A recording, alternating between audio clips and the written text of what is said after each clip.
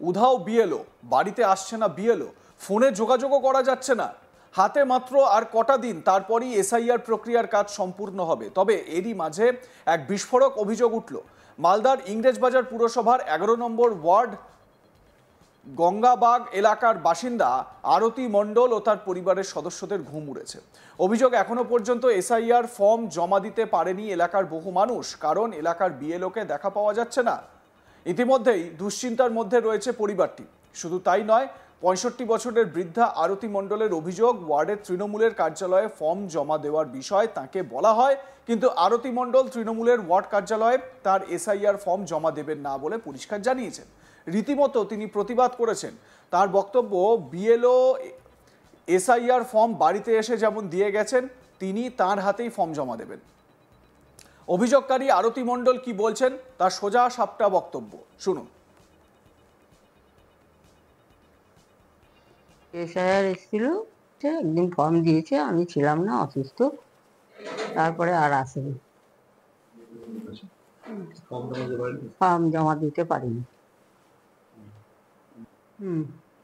BLO কি বলছে? BLO তো ফোন করছি, অনেকবার ফোন করেছি, কোনো উত্তর দেয়নি, ফোন ধরেইনি। বিএলও এখনো আসেনি, আর আমরা বয়স্ক মানুষ, আর ফর্ম জমা হয়নি, সামনে ভোট, আমরা খুব চিন্তায় আছি। নামটা থাকবে কি থাকবে না, না কাটা পড়ে যাবে, সেটা নিয়ে চিন্তায় আছি। আমার ফ্যামিলিতে আমি আর আমার মা আর বোন আছে। মা আর বোন মৃত, আমি এখন জীবিত, আর আমার বোন আছে পাশের বাড়ি, ওদেরও নিয়ে যাই। সে ফর্ম এখানে জমা দিয়ে যাও, দেখছি আমরা কি করতে পারি। কি বলে তৃণমূল বলছে এখানে জমা দিয়ে যেতে পারো, আমরা দেখছি। না দেবো, বিএলওর কাছ থেকে নিয়েছি, বিএলও কথা দিয়েছিল যে আমরাই ফর্ম নিয়ে যাব, তো নিয়ে যাইনি। আরতি দেবী তিনি কতটা অসহায় সুরে বলছেন যে বিএলও তিনি বলেছিলেন ফর্ম এসে নিয়ে যাবেন, কিন্তু তিনি এসে ফর্ম নেননি। এমনকি বিএলওকে ফোন করা হলেও তিনি ফোন ধরছেন না। আরতি মণ্ডলের বোন ভারতী সরকার ও তার বোনের মেয়ে সরচিতা কর্মকার, তাঁদেরও ফর্ম এখনো জমা দিতে পারেনি। তাদেরকেও জিজ্ঞাসা করা হলে তারা পরিষ্কার জানান, বিএলও ফোন করা হলে ফোনে পাওয়া যাচ্ছে না তাকে। তারা কোনো রকমে তৃণমূলের কার্যালয়ে ফর্ম জমা দেবেন না, বা কোনোভাবেই তারা তৃণমূলের অফিসে ফর্ম জমা দেবেন না, বিএলওর হাতেই তারা ফর্ম দেবেন। এদিকে এই ঘটনাকে নিয়ে শুরু হয়েছে রাজনৈতিক চাপানুতর। আরতি মণ্ডলের বোন ভারতী সরকার তিনি কি বলছেন শুনুন। আসেনি, তাই জন্য আর কি বলবো, আমি কাজের মধ্যে থাকি। নিতে আসেনি, অনেকেরই আসেনি, আরো কতজন আছে বাকি। বিএলও কি অসুস্থ জানেন? হ্যাঁ, এটাই শুনেছি, অসুস্থ বললো, আমি তো জানি না, যাচাই করিনি, লোকের মুখে শোনা। পার্টি অফিসে তো গেলে জমা নিচ্ছেই, ওরা তো বলছে এখানে দিয়ে যাও। না, আপনারা কি পার্টি অফিসে দিয়েছেন? না, যাইনি। ওরা এসে জমা নেবে, যে দিয়েছে সেই ফর্ম নেবে জমা। যেমন দিয়েছে তেমনি ওই এসে যেন নিয়ে যায় ফর্মটা। দক্ষিণ মালদা বিজেপির সভাপতি অজয় গাঙ্গুলি জানান, 65 বছরের যে বৃদ্ধা তাকে আমরা প্রণাম জানাই, কারণ তিনি এই বয়সেও প্রতিবাদ করছেন। পশ্চিমবঙ্গের মানুষের প্রতিবাদ করার মেরুদণ্ড ভেঙে গিয়েছে।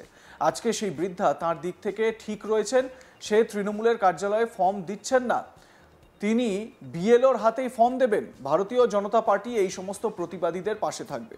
আসলে বিএলওরা তৃণমূলের উপর ভরসা করে থাকছে। আজকে যদি বৃদ্ধার পরিবারটি বঞ্চিত হয়, তাহলে কিন্তু আমরা এর শেষ দেখে ছাড়ব।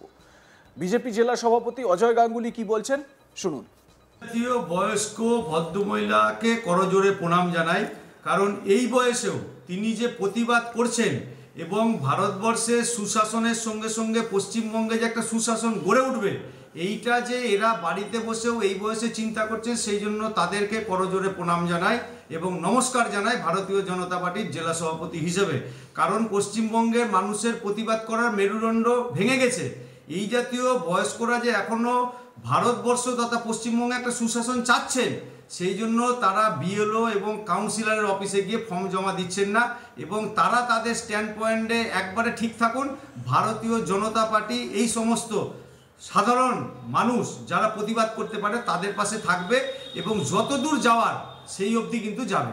আমরা যারা পর্যবেক্ষক এসেছিল তাদেরকে বলেছি বিএলওদের এই জাতীয় আচরণ চলছে, বিডিওদের এবং জেলা প্রশাসনের মদতে তারা আমাদেরকে বলেছে এই জাতীয় বিডিওর এবং এই জাতীয় বিএলওর কোনো চাকরি থাকার ব্যবস্থা ইলেকশন কমিশন রাখবে না। সেই জন্য তারা যেটা শোনেনি কিংবা তৃণমূলের ওপর ভরসা করে আছে, আমাদের বাড়ির লোকই কিন্তু বিএলও হয়েছে, তাদেরকে আমরা সতর্ক করে দিচ্ছি, চাকরি যখন যাবে তখন কিন্তু কোনো তৃণমূলের কাউন্সিলর নেতা আপনাদের পাশে থাকবে না। তাই আপনারা এখনও সমঝে যান, মানুষের পাশে গিয়ে ফর্ম নিয়ে আসুন, বিশেষ করে বয়স্কদের, তারা যেন বঞ্চিত না হয়, না হলে কিন্তু আমরা এর শেষ অবধি দেখে ছাড়ব। ইংরেজবাজার পুরসভার 11 নম্বর ওয়ার্ডের তৃণমূল কাউন্সিলর সঞ্জয় দে জানান, কোনো রকম তৃণমূলের পার্টি অফিস বা কার্যালয়ে ফর্ম জমা নেওয়া হচ্ছে না। আমরা জনগণের পাশে আছি, ফর্ম যারা ফিল আপ করতে পারছে না তাদের আমরা সহযোগিতা করছি।